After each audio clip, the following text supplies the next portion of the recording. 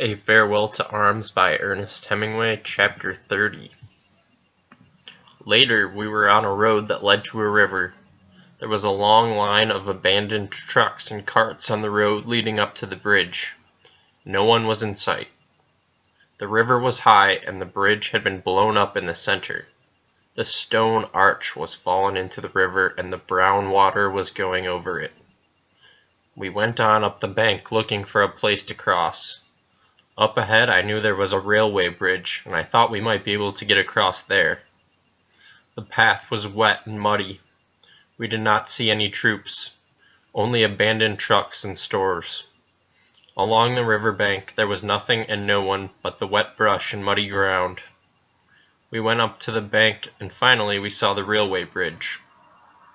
"What a beautiful bridge," Amo said.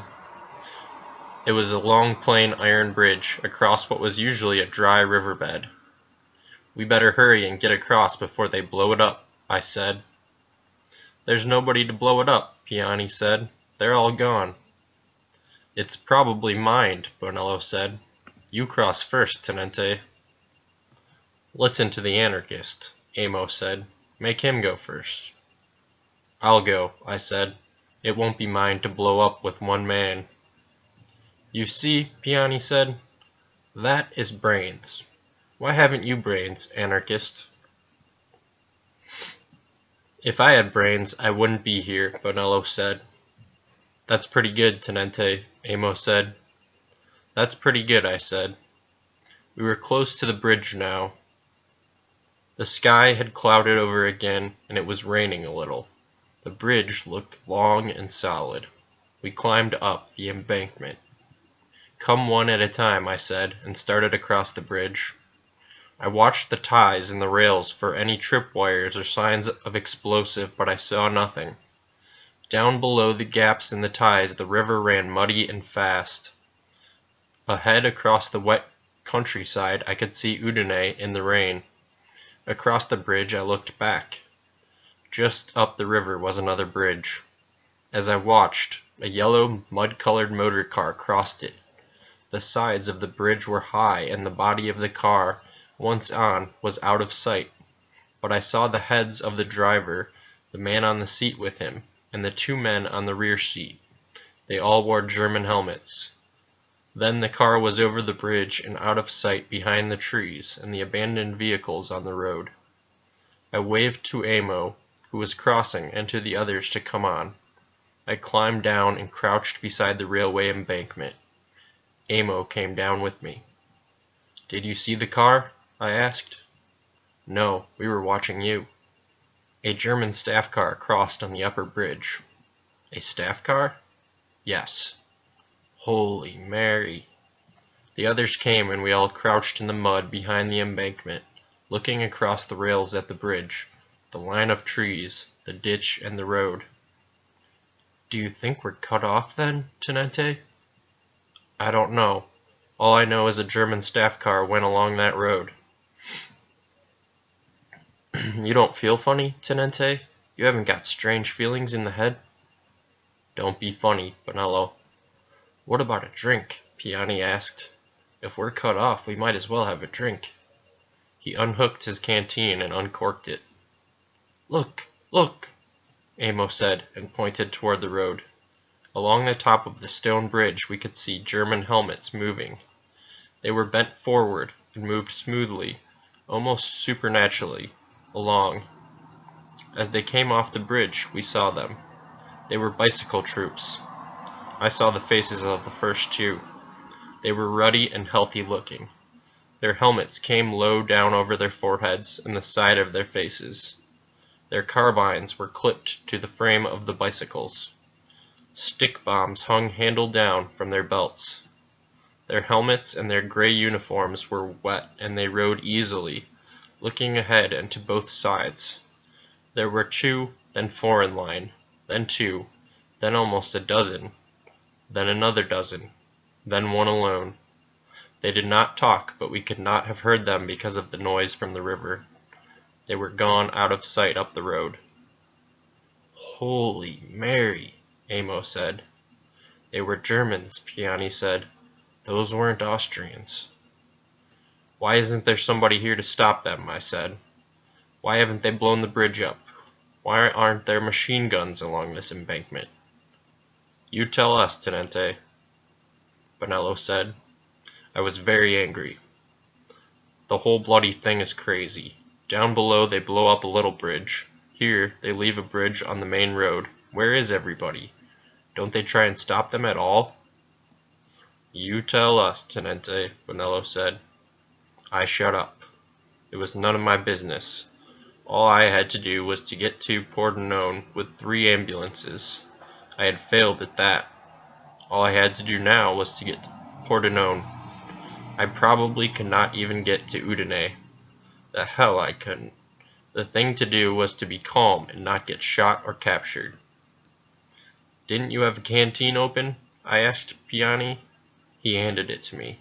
I took a long drink. We might as well start, I said. There's no hurry, though. Do you want to eat something? This is no place to stay, Bonello said. All right, we'll start. Should we keep on this side, out of sight? We'll be better off on top. They may come along this bridge, too. We don't want them on top of us before we see them. We walked along the railroad track. On both sides of us stretched the wet plain. Ahead across the plain was the hill of Udine.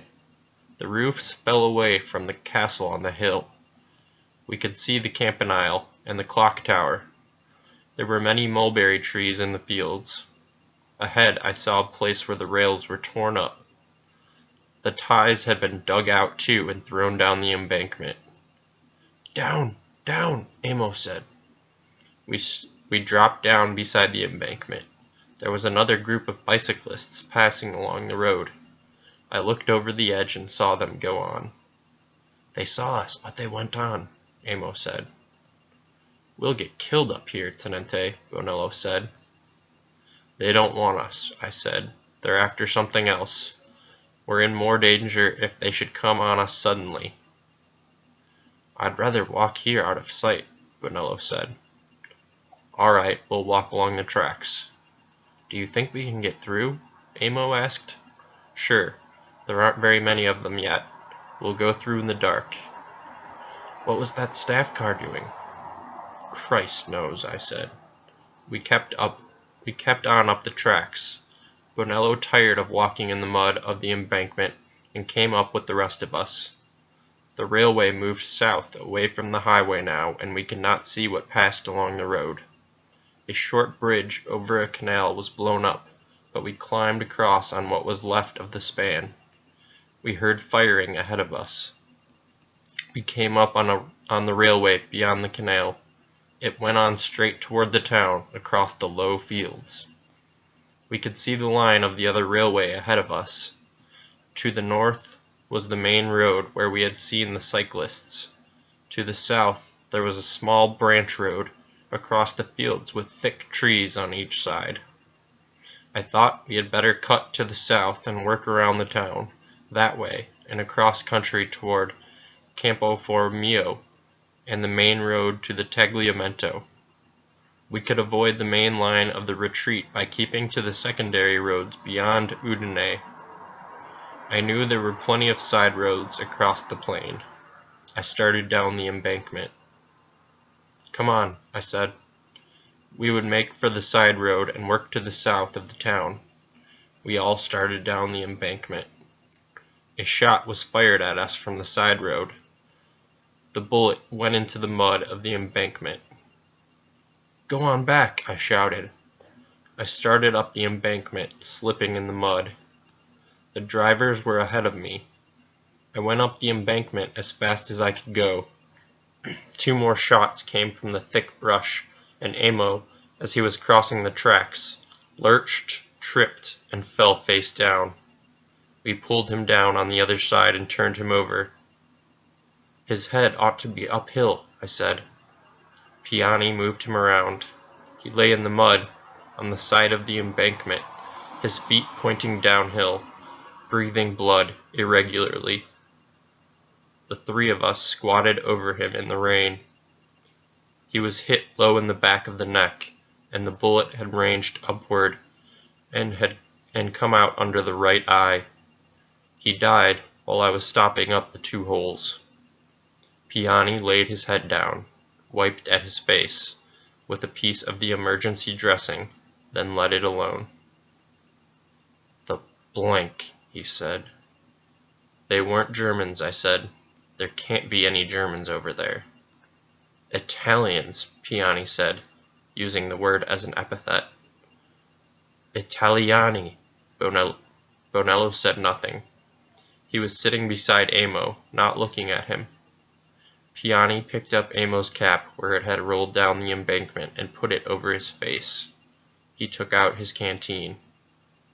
"Do you want a drink?" Piani handed Bonello the canteen. "No," Bonello said. He turned to me. "That might have happened to us any time on the railway tracks." "No," I said. "It was because we started across the field." Bonello shook his head. "Amo's dead," he said. "Who's dead next, Tenente? Where do we go now?" "Those were Italians that shot," I said. "They weren't Germans." "I suppose if they were Germans they'd have killed all of us," Bonello said. "We are in more danger from Italians than Germans," I said. "The rear guard are afraid of everything. The Germans know what they're after." "You reason it out, Tenente," Bonello said. "Where do we go now?" Piani asked. "We better lie up someplace till it's dark. If we could get south, we'd be all right." "They'd have to shoot us all to prove they were right the first time," Bonello said. "I'm not going to try them." "We'll find a place to lie up as near to Udine as we can get, and then go through when it's dark." "Let's go then," Bonello said. We went down the north side of the embankment. I looked back. Amo lay in the mud with the angle of the embankment.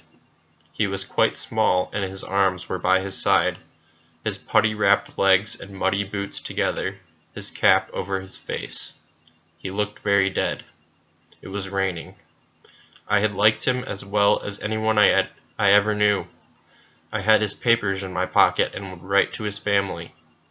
Ahead across the fields was a farmhouse. There were trees around it, and the farm buildings were built against the house. There was a balcony along the 2nd floor, held up by columns. "We better keep a little way apart," I said. "I'll go ahead." I started toward the farmhouse. There was a path across the field. Crossing the field, I did not know but that someone would fire on us from the trees near the farmhouse, or from the farmhouse itself. I walked toward it, seeing it very clearly. The balcony of the 2nd floor merged into the barn, and there was hay coming out between the columns. The courtyard was of stone blocks, and all the trees were dripping with the rain. There was a big, empty 2-wheeled cart, the shafts tipped high up in the rain. I came to the courtyard, crossed it, and stood under the shelter of the balcony. The door of the house was open, and I went in. Bonello and Piani came in after me. It was dark inside. I went back to the kitchen. There were ashes of a fire on the big open hearth. The pots hung over the ashes, but they were empty. I looked around, but I could not find anything to eat. "We ought to lie up in the barn," I said. "Do you think you could find anything to eat, Piani, and bring it up there?" "I'll look," Piani said. "I'll look too," Bonello said. "All right," I said. "I'll go up and look at the barn." I found a stone stairway that went up from the stable underneath. The stable smelt dry and pleasant in the rain. The cattle were all gone, probably driven off when they left. The barn was half full of hay. There were 2 windows in the roof. One was blocked with boards. The other was a narrow dormer window on the north side. There was a chute so that hay might be pitched down to the cattle. Beams crossed the opening down into the main floor, where the hay carts drove in when the hay was hauled in to be pitched up. I heard the rain on the roof and smelled the hay and, when I went down, the clean smell of dried dung in the stable. We could pry a board loose and see out of the south window down into the courtyard. The other window looked out on the field toward the north. We could get out of either window onto the roof and down, or go down the hay chute if the stairs were impractical. It was a big barn, and we could hide in the hay if we heard anyone. It seemed like a good place. I was sure we could have gotten through to the south if they had not fired on us. It was impossible, but there were Germans there. They were coming from the north and down the road from Cividale. They could not have come through from the south. The Italians were even more dangerous. They were frightened and firing on anything they saw. Last night on the retreat we had heard that there had been many Germans in Italian uniforms mixing with the retreat in the north. I did not believe it. That was one of those things you always heard in the war. It was one of the things the enemy always did to you. You did not know anyone who went over in German uniform to confuse them. Maybe they did, but it sounded difficult. I did not believe the Germans did it. I did not believe they had to. There was no need to confuse our retreat. The size of the army and the fewness of the roads did that. Nobody gave any orders, let alone Germans. Still, they would shoot us for Germans. They shot ammo. The hay smelled good, and lying in a barn in the hay took away all the years in between. We had lain in hay and talked and shot sparrows with an air rifle when they perched in the triangle cut high up in the wall of the barn. The barn was gone now, and one year they had cut the hemlock woods, and there were only stumps, dried treetops, branches, and fireweed where the woods had been. You could not go back. If you did not go forward, what happened? You never got back to Milan. And if you got back to Milan, what happened? I listened to the firing to the north toward Udine. I could hear machine gun firing. There was no shelling. That was something. They must have gotten some troops along the road. I looked down in the half-light of the hay barn and saw Piani standing on the hauling floor. He had a long sausage, a jar of something, and 2 bottles of wine under his arm. "Come up," I said. "There's the ladder."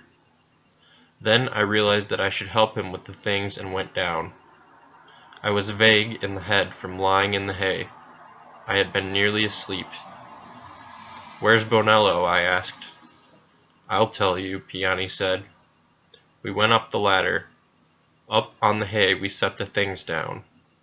Piani took out his knife with the corkscrew and drew the cork on a wine bottle.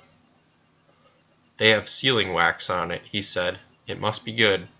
He smiled. "Where's Bonello?" I asked. Piani looked at me. "He went away, Tenente," he said. "He wanted to be a prisoner." I did not say anything. He was afraid we would get killed. I held the bottle of wine and did not say anything.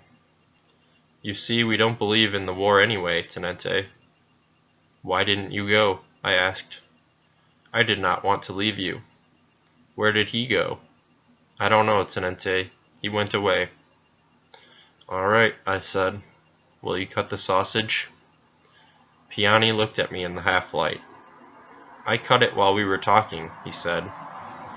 We sat in the hay and ate the sausage and drank the wine. It must have been wine they had saved for a wedding. It was so old that it was losing its color. "You look out of this window, Luigi," I said. "I'll go look out the other window."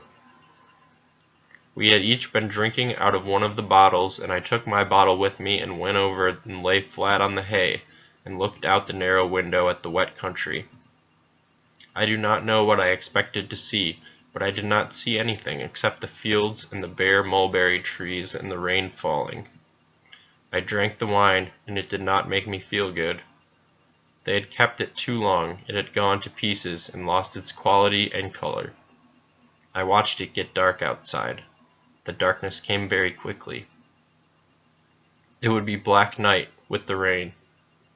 When it was dark, there was no use watching any more, so I went over to Piani. He was lying asleep, and I did not wake him, but sat down beside him for a while. He was a big man, and he slept heavily. After a while, I woke him and we started. That was a very strange night. I do not know what I had expected. Death, perhaps, and shooting in the dark and running. But nothing happened.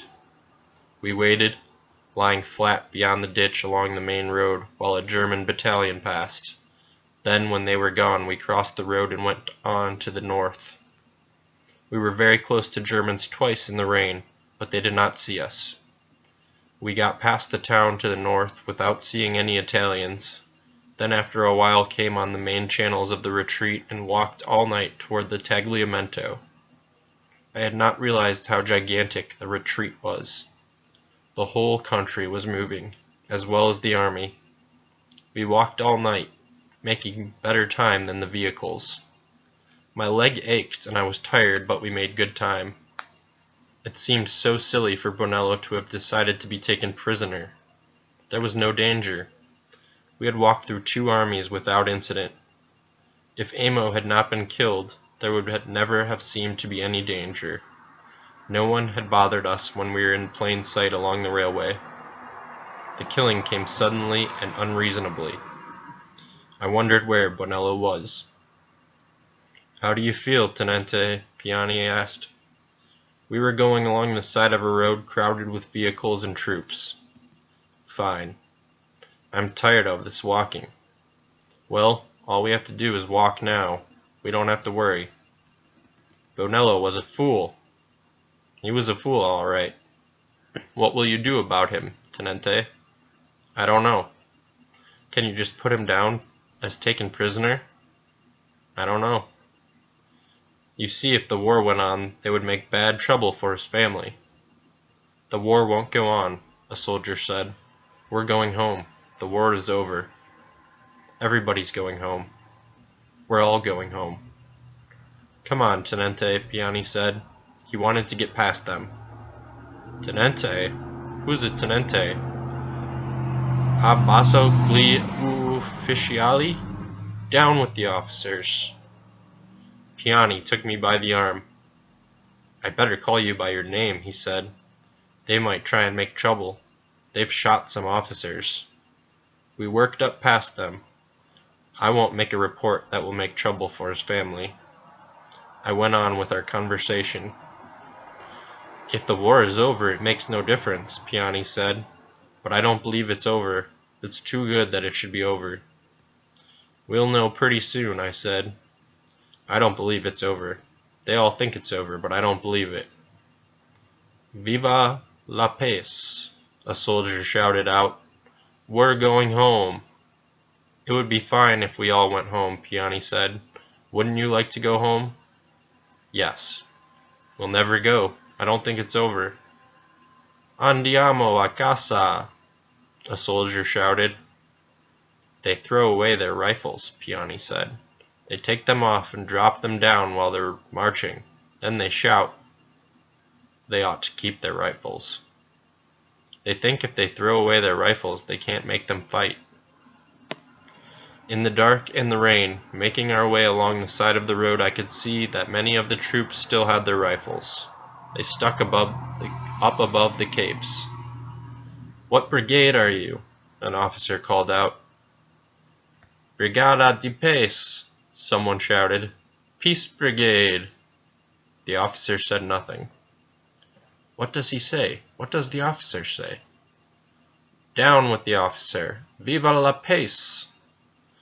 "Come on," Piani said. We passed 2 British ambulances, abandoned in the block of vehicles. "They're from Gorizia," Piani said. "I know the cars." They got further than we did. They started earlier. I wonder where the drivers are. Up ahead, probably. "The Germans have stopped outside Udine," I said. "These people will all get across the river." "Yes," Piani said. "That's why I think the war will go on." "The Germans could come on," I said. "I wonder why they don't come on." "I don't know. I don't know anything about this kind of war." "They have to wait for their transport, I suppose." "I don't know," Piani said. Alone, he was much gentler. When he was with the others, he was a very rough talker. Are you married, Luigi? You know I am married. Is that why you did not want to be a prisoner? That is one reason. Are you married, Tenente? No. Neither is Bonello. You can't tell anything by a man's being married, but I should think a married man would want to get back to his wife, I said. I would be glad to talk about wives. Yes. How are your feet? They're sore enough. Before daylight we reached the bank of the Tagliamento and followed down along the flooded river to the bridge where all the traffic was crossing. They ought to be able to hold at this river, Piani said. In the dark the flood looked high. The water swirled and it was wide. The wooden bridge was nearly 3/4 of a mile across, and the river, that usually ran in narrow channels in the wide stony bed far below the bridge, was close under the wooden planking. We went along the bank and then worked our way into the crowd that were crossing the bridge. Crossing slowly in the rain a few feet above the flood, pressed tight in the crowd, the box of an artillery caisson just ahead, I looked over the side and watched the river. Now that we could not go our own pace, I felt very tired. There was no exhilaration in crossing the bridge. I wondered what it would be like if a plane bombed it in the daytime. Piani, I said. Here I am, Tenente. He was a little ahead in the jam. No one was talking. They were all trying to get across as soon as they could, thinking only of that. We were almost across. At the far end of the bridge there were officers and carabinieri standing on both sides flashing lights. I saw them silhouetted against the skyline. As we came close to them I saw one of the officers point to a man in the column. A carabiniere went in after him and came out holding the man by the arm. He took him away from the road. We came almost opposite them. The officers were scrutinizing everyone in the column, sometimes speaking to each other, going forward to flash a light in someone's face. They took someone else out just before we came opposite. I saw the man. He was a lieutenant colonel. I saw the stars in the box on his sleeve as they flashed a light on him. His hair was gray and he was short and fat. The carabiniere pulled him in behind the line of officers. As we came opposite, I saw one or two of them look at me. Then one pointed at me and spoke to a carabiniere.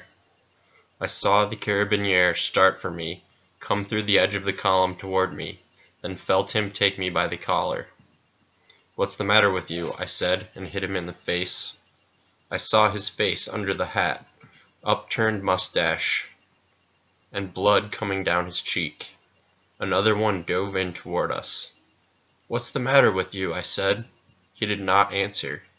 He was watching a chance to grab me. I put my arm behind me to loosen my pistol. Don't you know you can't touch an officer? The other one grabbed me from behind and pulled my arm up so that it twisted in the socket. I turned with him and the other one grabbed me around the neck. I kicked his shins and got my left knee into his groin. Shoot him if he resists, I heard someone say. What's the meaning of this? I tried to shout, but my voice was not very loud. They had me at the side of the road now. Shoot him if he resists, an officer said. Take him over back. Who are you? You'll find out. Who are you? Battle police, another officer said.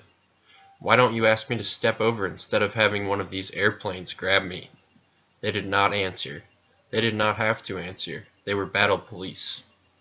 Take him back there with the others, the first officer said. You see, he speaks Italian with an accent. So do you blank, I said. Take him back with the others, the first officer said. It took me down behind the line of officers below the road toward a group of people in a field by the riverbank. As we walked toward them, shots were fired. I saw flashes of the rifles and heard the reports. We came up to the group. There were 4 officers standing together, with a man in front of them with a carabiniere on each side of him. A group of men were standing guarded by carabinieri. 4 other carabinieri stood near the questioning officers, leaning on their carbines. They were wide-hatted carabinieri. The two who had me shoved me in with the group, waiting to be questioned. I looked at the man the officers were questioning. He was the fat, gray-haired little lieutenant colonel they had taken out of the column. The questioners all had all the efficiency, coldness, and command of themselves of Italians who are firing and are not being fired on. "Your brigade?" he told them. "Regiment?" he told them. "Why are you not with your regiment?" he told them. "Do you know that an officer should be with his troops?" He did. That was all. Another officer spoke. "It is you and such as you that have let the barbarians onto the sacred soil of the fatherland." "I beg your pardon," said the lieutenant colonel. "It is because of treachery such as yours that we have lost the fruits of victory." "Have you ever been in a retreat?" the lieutenant colonel asked. "Italy should never retreat." We stood there in the rain and listened to this. We were facing the officers, and the prisoner stood in front and a little to one side of us. "If you are going to shoot me," the lieutenant colonel said, "please shoot me at once without further questioning. The questioning is stupid." He made the sign of the cross. The officers spoke together. One wrote something on a pad of paper. "Abandoned his troops. Ordered to be shot," he said. Two carabinieri took the lieutenant colonel to the river bank. He walked in the rain, an old man with his hat off, a carabiniere on either side. I did not watch them shoot him, but I heard the shots. They were questioning someone else. This officer, too, was separated from his troops. He was not allowed to make an explanation. He cried when they read the sentence from the pad of paper, and they were questioning another when they shot him. They made a point of being intent on questioning the next man while the man who had been questioned before was being shot. In this way there was obviously nothing they could do about it. I did not know whether I should wait to be questioned or make a break now. I was obviously a German in an Italian uniform. I saw how their minds worked, if they had minds and if they worked. They were all young men and they were saving their country. The Second Army was being reformed beyond the Tagliamento. They were executing officers of the rank of major and above who were separated from their troops. They were also dealing summarily with German agitators in Italian uniform. They wore steel helmets.